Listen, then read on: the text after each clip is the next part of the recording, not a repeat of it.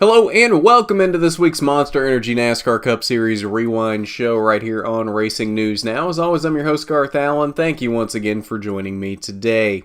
If this is your first time catching a Racing News Now video, consider going down below to hit that subscribe button and ring the bell for notifications so you don't miss a thing going forward from RNN. On today's Cup Rewind, we are looking back at Sunday's 70th annual STP 500. 500 laps, 263 miles from the half-mile Martinsville Speedway in Martinsville, Virginia. Fairly tame race for a Martinsville race. Did have a few incidents, but not a lot. 7 caution flags for a total of 56 laps. First one on lap 66 as the 34 of Michael McDowell found the wall in turn 4. That was the only incident in stage 1, which concluded at lap 130. Brad Keselowski took the stage 1 victory. If we remember back to the preview show this morning, I did pick Keselowski to win today. Would that come to fruition later in the race? He had a strong start. Lap 147, debris in turn 4 brought out the caution. Stage 2 concluded at lap 260. Brad Keselowski won stage 2 as well. My pick is looking even better as we get further through the race. Couple of incidents in the final stage. First one at lap 313 as Ty Dillon and William Byron got together in turn 4. Lap 373, Matt Tifft found the wall in turn 2. And lap 447, the 15 of Ross Chastain found the wall in turn 1. 4 lead changes in this race among 3 drivers. Joey Logano led the first 5 laps from the pole. Then Brad Keselowski took over and led all but 49 of the remaining laps, which were taken by Chase Elliott from lap 325 to 373. Brad Keselowski led 446 laps of the 500 total in this race. An absolutely dominating performance that led to his second victory of the season. Brad Keselowski takes the victory at Martinsville.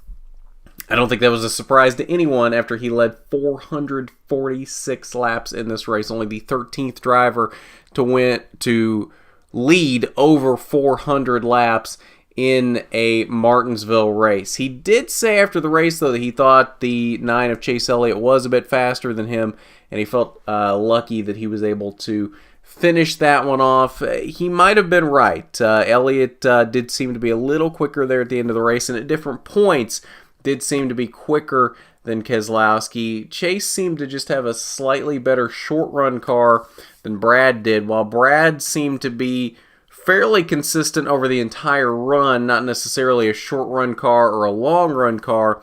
He was just kind of consistent throughout the entire run.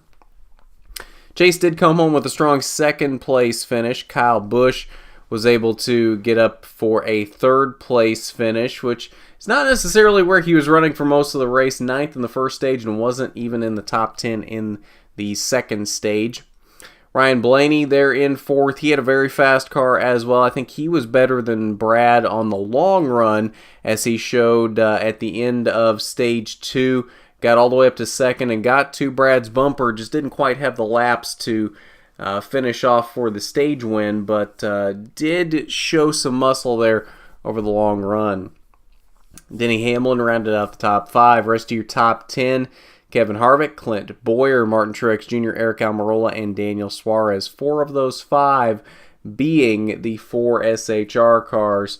They were, I wouldn't call them extremely strong today, but they did have all 4 cars in the top 10, so I guess that's something. Although I would say none of them were really top 5 cars. I think Clint Bowyer might have probably been the best of the 4, and probably, if any of them was a top 5 car, it was Bowyer. But it's weird because they were all top 10 cars, but I wouldn't really call any of them necessarily a top 5 car. It's a very strange day for SHR, what many would consider the strongest team last season. They're there this season, they're just, I wouldn't necessarily call them the best team right now. 11th through 20th, Austin Dillon down here at 11th. Kurt Busch, we talked about him on the preview show, did not have a lot of speed. Really didn't have a lot of speed throughout the race either. And I think 12th was actually a fairly good finish for him considering where he's been all weekend and where he was for most of the race. I think 12th is probably an overperformance for that team this weekend. They just didn't have the speed this weekend in that one car. Bubba Wallace came home with a 17th place finish. Kyle Larson there in 18th. Joey Logano fell back to 19th near the end of the race after being in the top 10 most of the day. 21st through 30th. William Byron, I'm sure they're just happy to get out of Martinsville. Failing inspection between qualifying and the race, so having to go to the rear to start the race. It just was not a good weekend for William Byron and that 24 team. I'm sure they are extremely excited to get out of Martinsville. Jimmy Johnson back here in the 24th position, 2 laps down. He was just kind of off all day as well. Daniel Hemrick, 27th. Never really heard anything out of Hemrick. And then Eric Jones in here in the 30th position. He cut a left front at one point after contact with another car. And then by the time he ran like 5 laps before getting an opening to get into pit road, had blown the left rear as well. So he went many laps down just trying to get down to pit road and save the car and just be able to finish. So not a great day for Eric Jones either. I think he had a top 10 car. Unfortunately, was not able to back that up. And then final page 31st through 36th. A couple drivers making their return to the Cup Series that we haven't seen in a little while. DJ Kennington in the Spire Motorsports 77 and Jeb Burton in the Rick Ware Racing number 52. All right, that's your results from the STP 500. So let's head over to the Media Center and we will see what Brad and his team had to say after their second win of the season. Yeah, it was a great race, obviously, for the 2 team. It was tough.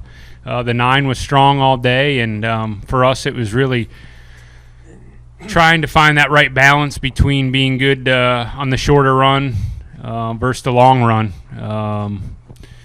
This is the first race back to Martinsville without the track bar adjusters, and I think some of the guys have gotten used to over the last few years of using those as the track and cars take a swing throughout these long runs, and being able to have that track bar adjuster in there in the car.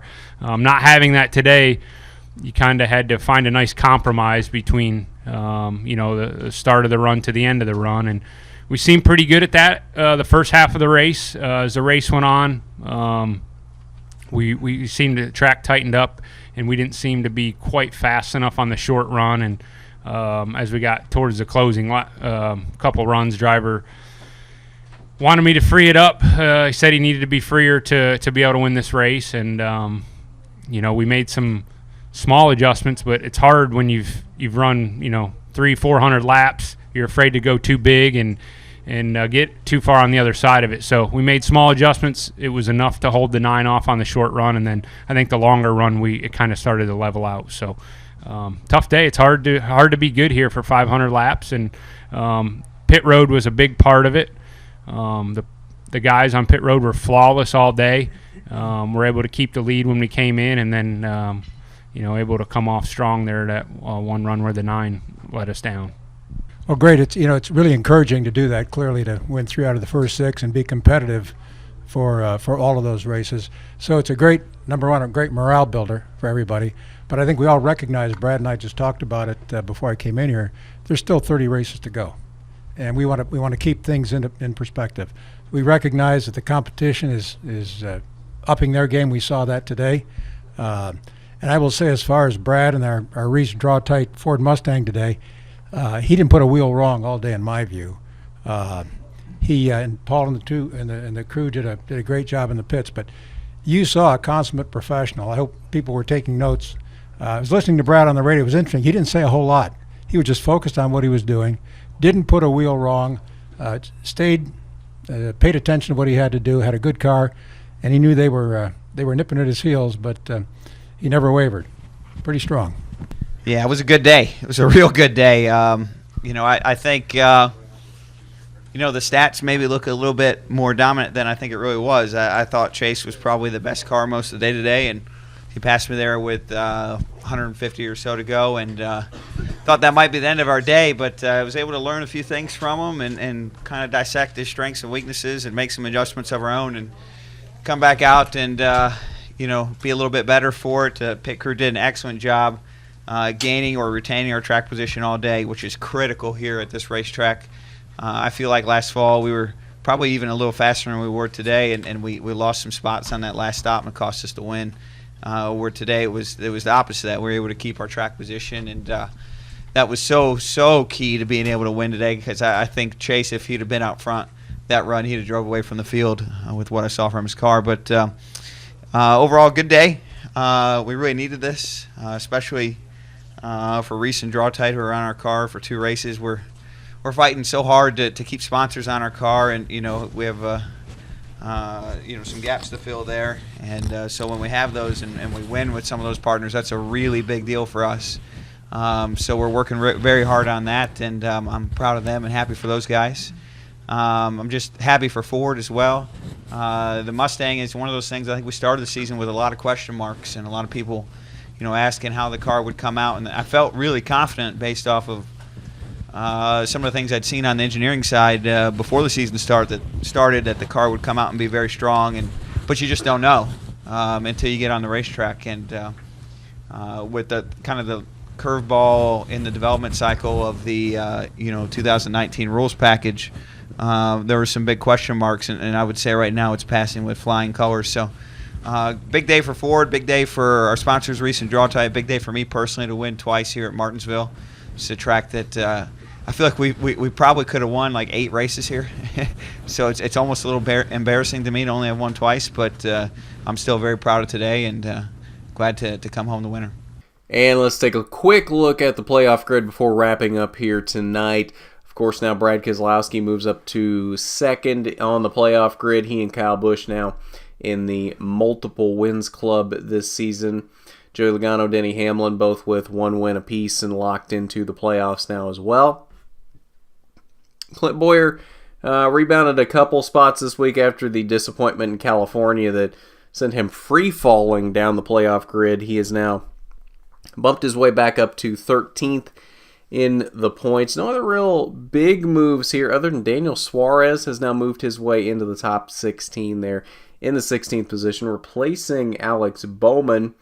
And then we've lost William Byron here from the top 20. He has fallen down to 21st. But that's your quick look at the playoff grid following the STP 500, and I believe that'll do it for this Cup Rewind. Pole position coming up. It'll end up being today by the time this goes up. So it'll be this evening, Monday evening, 8 p.m. Eastern, to recap everything that happened this weekend. We've got a lot to talk about on this pole position, including NASCAR, both Cup and Trucks, IndyCar, World of Outlaws, and a lot more to talk about. So be sure to catch pole position tonight at 8 p.m. Eastern to get you caught up quickly on everything that happened this weekend. Again, not as in-depth as what we do here on the Rewind shows, just a quick recap of everything that happened from the major forms of motorsports. But if you haven't done it already, you need to go down below, hit that subscribe button, ring the bell for notifications so you don't miss a thing going forward from R&N. And while you're down there, why don't you hit that big thumbs up button if you like the video. It is much appreciated when you do, and it helps us out so much when you do that. But at that, this has been the Monster Energy NASCAR Cup Series Rewind Show. I'm Garth Allen for Racing News Now.